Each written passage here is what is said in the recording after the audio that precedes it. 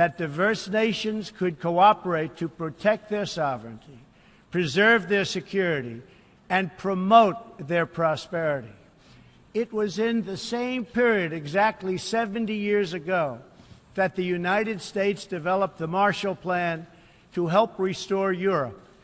Those three beautiful pillars, they're pillars of peace: sovereignty, security, and prosperity. The Marshall Plan was built on the noble idea that the whole world is safer when nations are strong, independent, and free. As President Truman said in his message to Congress at that time, our support of European recovery is in full accord with our support of the United Nations. The success of the United Nations depends upon the independent strength of its members. To overcome the perils of the present and to achieve the promise of the future, we must begin with the wisdom of the past. Our success depends on a coalition of strong and independent nations that embrace their sovereignty to promote security, prosperity, and peace for themselves and for the world.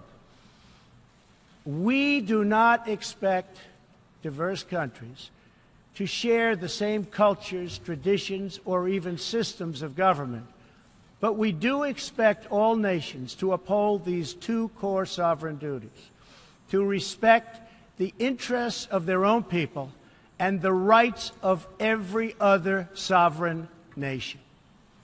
This is the beautiful vision of this institution, and this is the foundation for cooperation and success. Strong sovereign nations let diverse countries with different values, different cultures, and different dreams not just coexist, but work side by side on the basis of mutual respect. Strong sovereign nations let their people take ownership of the future and control their own destiny. And strong sovereign nations allow individuals to flourish in the fullness of the life intended by God. In America, we do not seek to impose our way of life on anyone, but rather to let it shine as an example for everyone to watch. This week gives our country a special reason to take pride in that example. We are celebrating the 230th anniversary of our beloved Constitution, the oldest Constitution still in use in the world today. This timeless document has been the foundation of peace, prosperity, and freedom for the Americans and for countless millions around the globe whose own countries have found inspiration in its respect for human nature, human dignity, and the rule of law. The greatest in the United States Constitution is its first three beautiful words. They are, "We the people."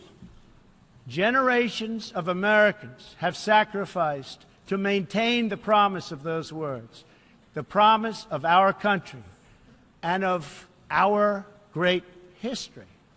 In America, the people govern, the people rule, and the people are sovereign. I was elected not to take power, but to give power to the American people where it belongs. In foreign affairs, we are renewing this founding principle of sovereignty. Our government's first duty is to its people, to our citizens, to serve their needs, to ensure their safety, to preserve their rights, and to defend their values. As President of the United States, I will always put America first, just like you, as the leaders of your countries, will always and should always put your countries first.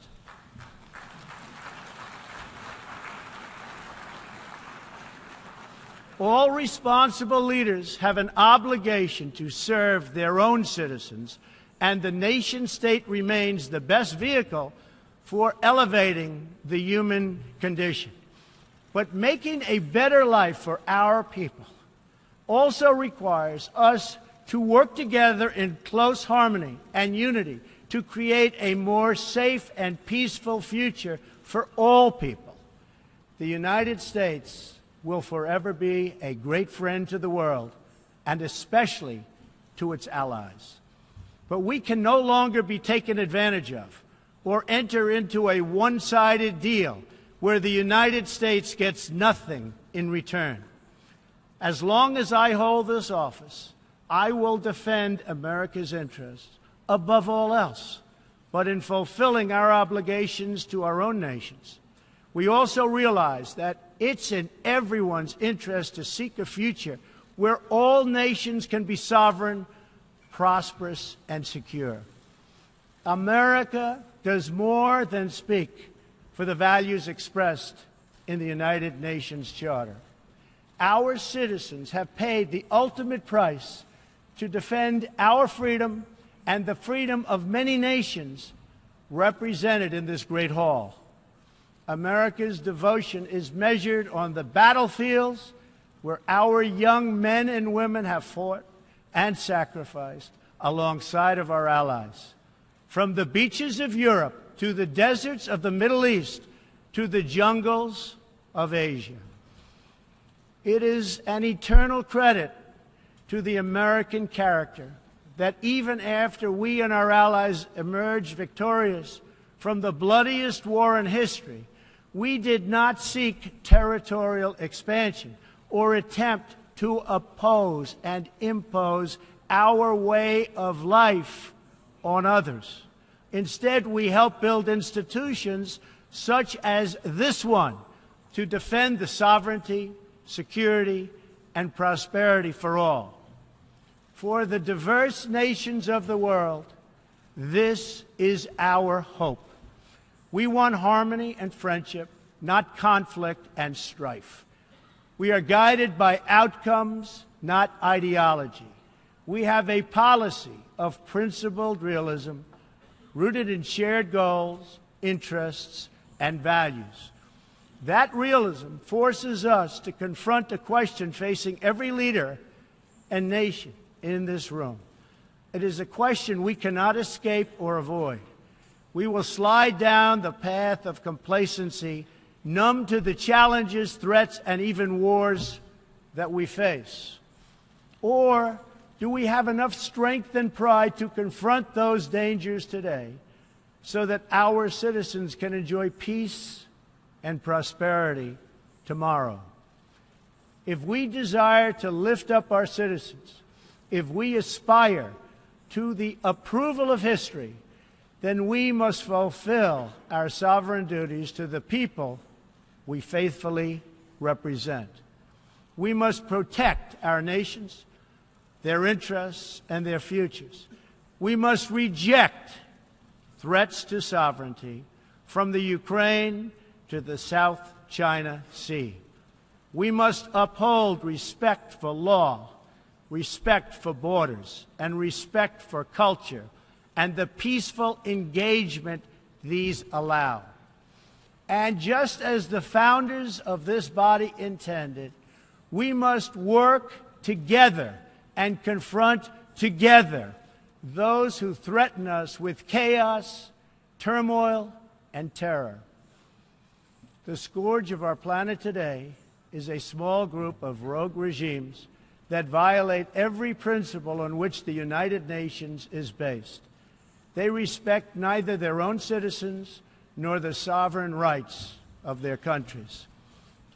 If the righteous many do not confront the wicked few, then evil will triumph. When decent people and nations become bystanders to history, the forces of destruction only gather power and strength. No one has shown more contempt for other nations and for the well-being of their own people than the depraved regime in North Korea. It is responsible for the starvation deaths of millions of North Koreans and for the imprisonment, torture, killing, and oppression of countless more. We were all witness to the regime's deadly abuse when an innocent American college student, Otto Warmbier, was returned to America only to die a few days later. We saw it in the assassination of the dictator's brother using banned nerve agents in an international airport. We know it kidnapped a sweet 13-year-old Japanese girl from a beach in her own country to enslave her as a language tutor for North Korea's spies. If this is not twisted enough, now North Korea's reckless pursuit of nuclear weapons and ballistic missiles threatens the entire world with unthinkable loss of human life. It is an outrage that some nations would not only trade with such a regime, but would arm, supply, and financially support a country that imperils the world with nuclear conflict. No nation on earth has an interest in seeing this band of criminals arm itself with nuclear weapons and missiles. The United States has great strength and patience, but if it is forced to defend itself or its allies, we will have no choice but to totally destroy North Korea. Rocket Man is on a suicide mission for himself and for his regime. The United States is ready, willing, and able, but hopefully this will not be necessary. That's what the United Nations is all about. That's what the United Nations is for. Let's see how they do. It is time for North Korea to realize that the denuclearization is its only acceptable future. The United Nations Security Council recently held 2 unanimous 15-0 votes adopting hard-hitting resolutions against North Korea, and I want to thank China and Russia for joining the vote to impose sanctions along with all of the other members of the Security Council. Thank you to all involved. But we must do much more. It is time for all nations to work together to isolate the Kim regime until it ceases its hostile behavior. We face this decision not only in North Korea. It is far past time for the nations of the world to confront another reckless regime, one that speaks openly of mass murder, vowing death to America, destruction to Israel, and ruin for many leaders and nations in this room. The Iranian government masks a corrupt dictatorship behind the false guise of a democracy. It has turned a wealthy country with a rich history and culture into an economically depleted rogue state whose chief exports are violence, bloodshed, and chaos. The longest-suffering victims of Iran's leaders are, in fact, its own people. Rather than use its resources to improve Iranian lives, its oil profits go to fund Hezbollah and other terrorists that kill innocent Muslims and attack their peaceful Arab and Israeli neighbors. This wealth, which rightly belongs to Iran's people, also goes to shore up Bashar al-Assad's dictatorship, fuel Yemen's civil war, and undermine peace throughout the entire Middle East. We cannot let a murderous regime continue these destabilizing activities while building dangerous missiles, and we cannot abide by an agreement if it provides cover for the eventual construction of a nuclear program.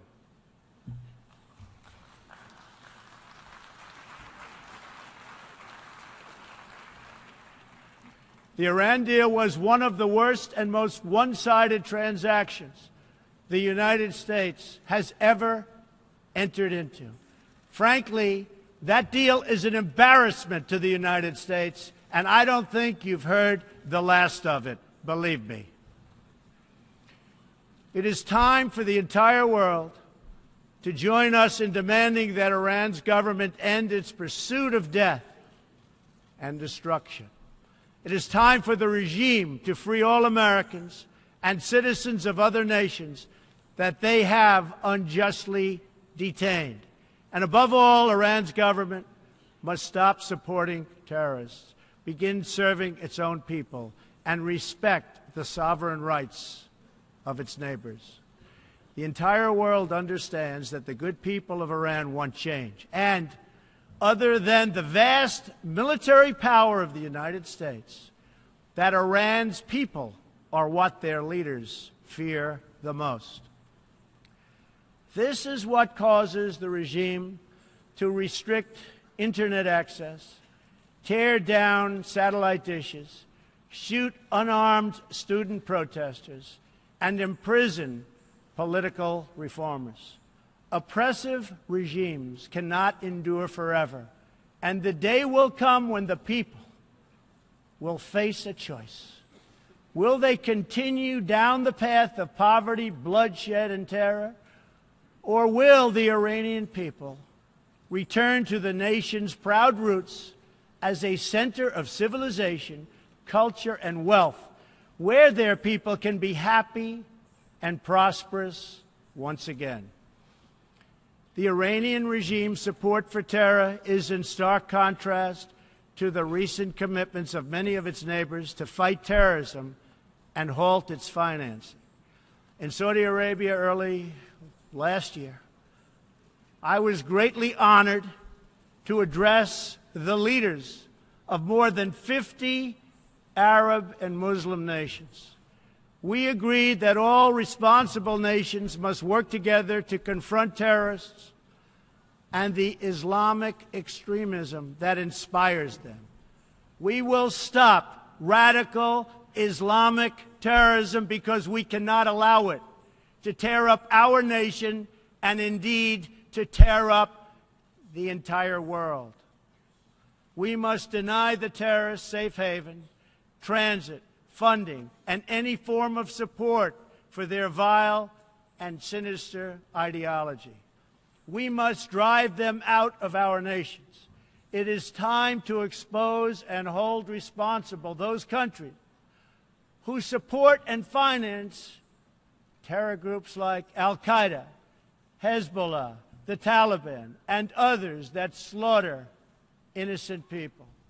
The United States and our allies are working together throughout the Middle East to crush the loser terrorists and stop the reemergence of safe havens they use to launch attacks on all of our people. Last month, I announced a new strategy for victory in the fight against this evil in Afghanistan. From now on, our security interests will dictate the length and scope of military operations, not arbitrary benchmarks and timetables set up by politicians. I have also totally changed the rules of engagement in our fight against the Taliban and other terrorist groups. In Syria and Iraq, we have made big gains toward lasting defeat of ISIS. In fact, our country has achieved more against ISIS in the last 8 months than it has in many, many years combined. We seek the de-escalation of the Syrian conflict and a political solution that honors the will of the Syrian people. The actions of the criminal regime of Bashar al-Assad, including the use of chemical weapons against his own citizens, even innocent children, shock the conscience of every decent person. No society can be safe if banned chemical weapons are allowed to spread. That is why the United States carried out a missile strike on the airbase that launched the attack. We appreciate the efforts of the United Nations agencies that are providing vital humanitarian assistance in areas liberated from ISIS, and we especially thank Jordan, Turkey, and Lebanon for their role in hosting refugees from the Syrian conflict. The United States is a compassionate nation and has spent billions and billions of dollars in helping to support this effort. We seek an approach to refugee resettlement that is designed to help these horribly treated people and which enables their eventual return to their home countries to be part of the rebuilding process. For the cost of resettling one refugee in the United States, we can assist more than 10 in their home region. Out of the goodness of our hearts, we offer financial assistance to hosting countries in the region, and we support recent agreements of the G20 nations that will seek to host refugees as close to their home countries as possible. This is the safe, responsible, and humanitarian approach. For decades, the United States has dealt with migration challenges here in the Western Hemisphere. We have learned that over the long term, uncontrolled migration is deeply unfair to both the sending and the receiving countries. For the sending countries, it reduces domestic pressure to pursue needed political and economic reform and drains them of the human capital necessary to motivate and implement those reforms. For the receiving countries, the substantial costs of uncontrolled migration are borne overwhelmingly by low-income citizens whose concerns are often ignored by both media and government. I want to salute the work of the United Nations in seeking to address the problems that cause people to flee from their homes. The United Nations and African Union led peacekeeping missions to have invaluable contributions in stabilizing conflicts in Africa. The United States continues to lead the world in humanitarian assistance, including famine prevention and relief in South Sudan, Somalia, and northern Nigeria and Yemen. We have invested in better health and opportunity all over the world through programs like PEPFAR, which funds AIDS relief, the President's Malaria Initiative, the Global Health Security Agenda, the Global Fund to End Modern Slavery, and the Woman Entrepreneurs Finance Initiative, part of our commitment to empowering women all across the globe. We also thank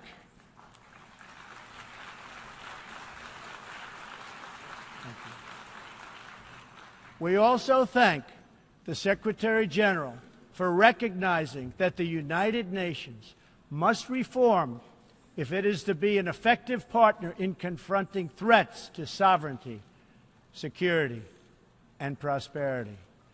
Too often, the focus of this organization has not been on results, but on bureaucracy and process.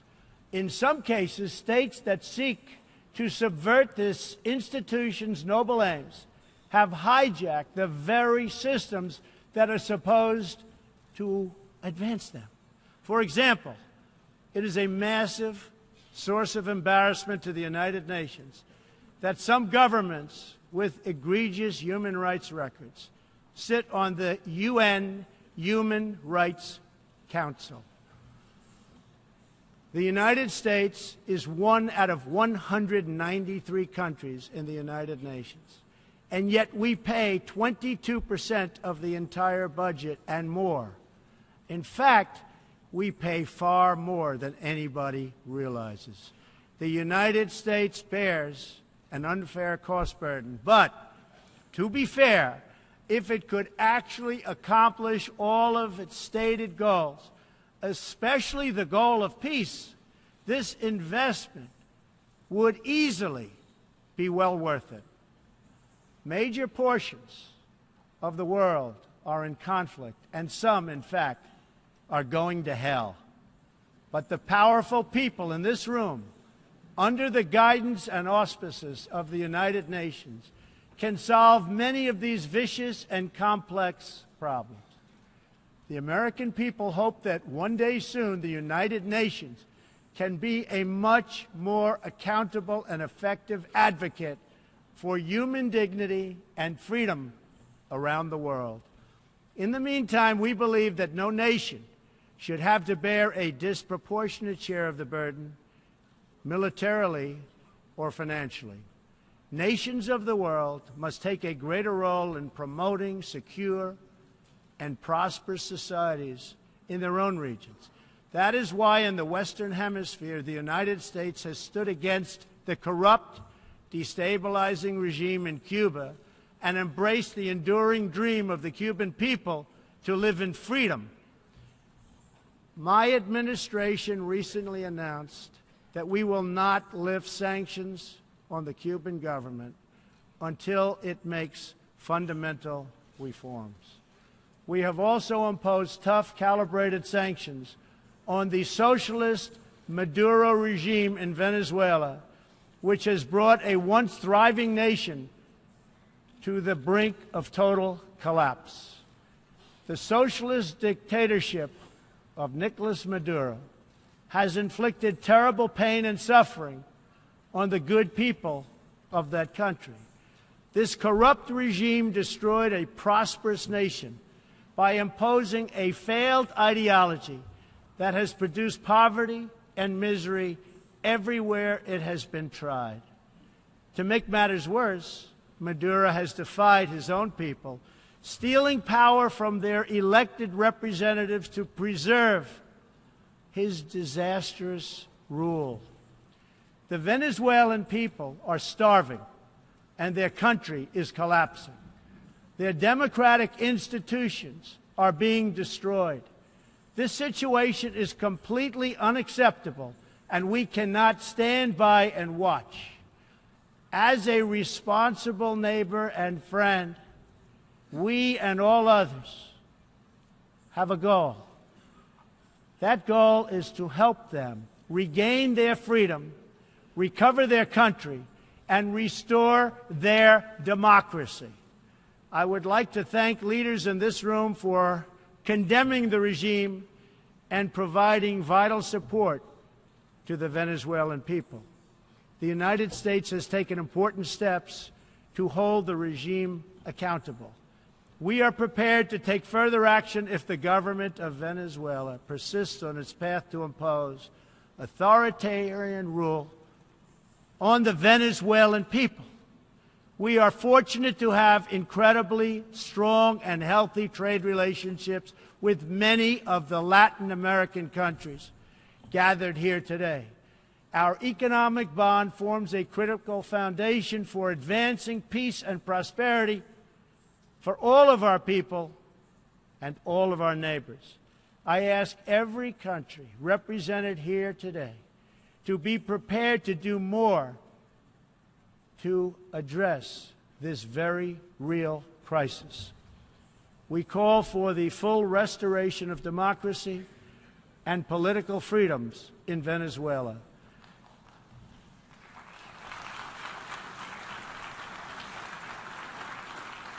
The problem in Venezuela is not that socialism has been poorly implemented, but that socialism has been faithfully implemented.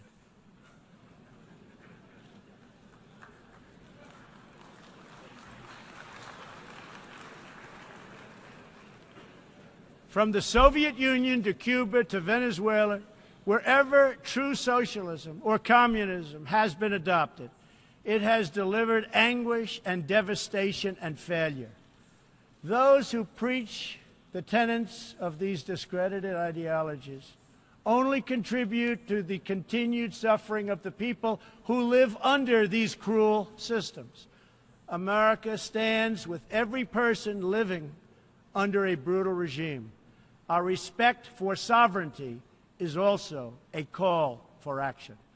All people deserve a government that cares for their safety, their interests, and their well-being, including their prosperity. In America, we seek stronger ties of business and trade with all nations of goodwill.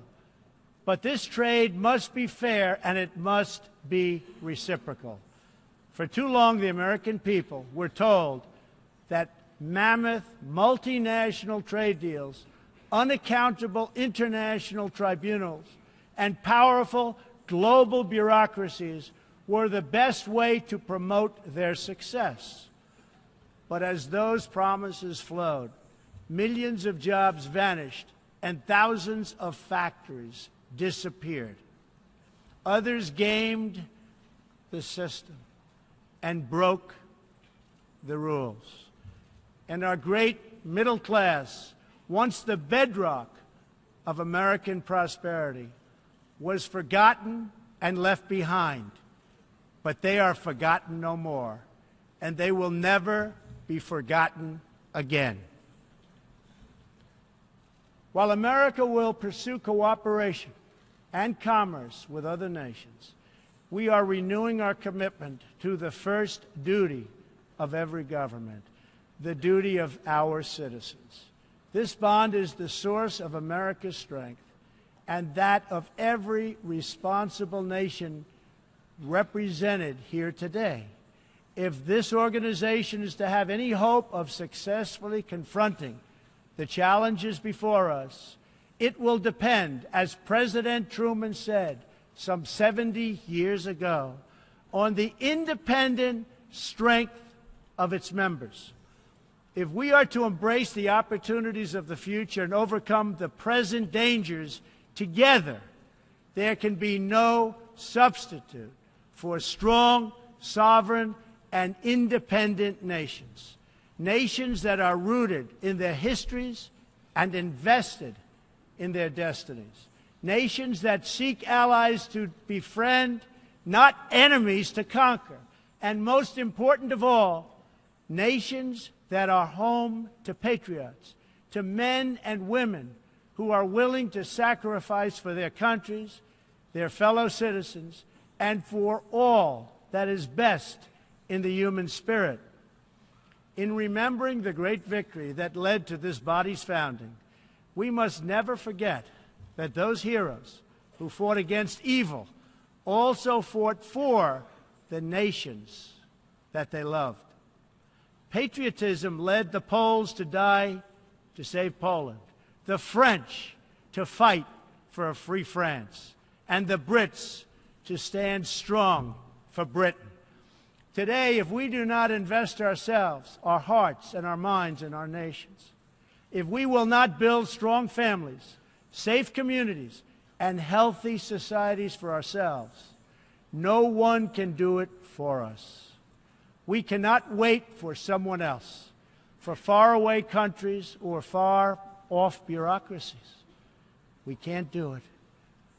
We must solve our problems to build our prosperity, to secure our future, or we will build vulnerable to decay, domination, and defeat. The true question for the United Nations today, for people all over the world who hope for better lives for themselves and their children, is a basic one. Are we still patriots? Do we love our nations enough to protect their sovereignty and to take ownership of their futures? Do we revere them enough to defend their interests, preserve their cultures, and ensure a peaceful world for their citizens? One of the greatest American patriots, John Adams, wrote that the American Revolution was effected before the war commenced. The revolution was in the minds and hearts of the people. That was the moment when America awoke, when we looked around and understood that we were a nation. We realized who we were, what we valued, and what we would give our lives to defend. From its very first moments, the American story is the story of what is possible when people take ownership of their future, the United States of America has been among the greatest forces for good in the history of the world and the greatest defenders of sovereignty, security, and prosperity for all. Now we are calling for a great reawakening of nations, for the revival of their spirits, their pride, their people, and their patriotism. History is asking us whether we are up to the task. Our answer will be a renewal of will, a rediscovery of resolve, and a rebirth of devotion we need to defeat the enemies of humanity and unlock the potential of life itself. Our hope is a word and world of proud, independent nations that embrace their duties, seek friendship, respect others, and make common cause in the greatest shared interest of all, a future of dignity and peace for the people of this wonderful earth. This is the true vision of the United Nations, the ancient wish of every people, and the deepest yearning that lives inside every sacred soul. So let this be our mission, and let this be our message to the world. We will fight together, sacrifice together, and stand together for peace, for freedom, for justice, for family, for humanity, and for the Almighty God who made us all. Thank you. God bless you. God bless the nations of the world. And God bless the United States of America. Thank you very much.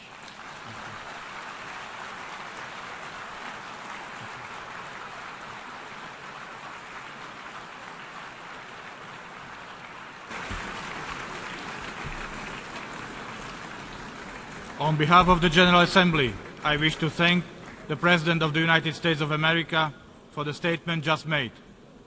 May I request representatives to remain seated while we greet the President, after which the meeting will stand suspended for 5 minutes before resuming to hear the next speaker. Welcome to Forstview Luxury Hotel. At Forstview Luxury Hotel, we offer excellent service. Our rooms have all the necessary facilities to make your stay comfortable and memorable. You will also have access to internet service, breakfast, 24-hour power supply, full air condition, free international calls, free tire pumping service, and free car battery charging. So what are you waiting for? Quickly visit Forstview Luxury Hotel. We are located at number 1 Adeline Obamishile off Raji Rasaki Road, First Estate, Amuwo, Odofin Festac, Lagos. For more information or reservation, please call us on 08075787135 or 08099900601. You can also take advantage of our online ongoing promo at www.forceviewhotel.com to make your reservation and payment for your favorite room, which attracts a discount rate. Please note, rooms are reserved based on first come, first serve. Forstview Luxury Hotel, experience the home of comfort. They come.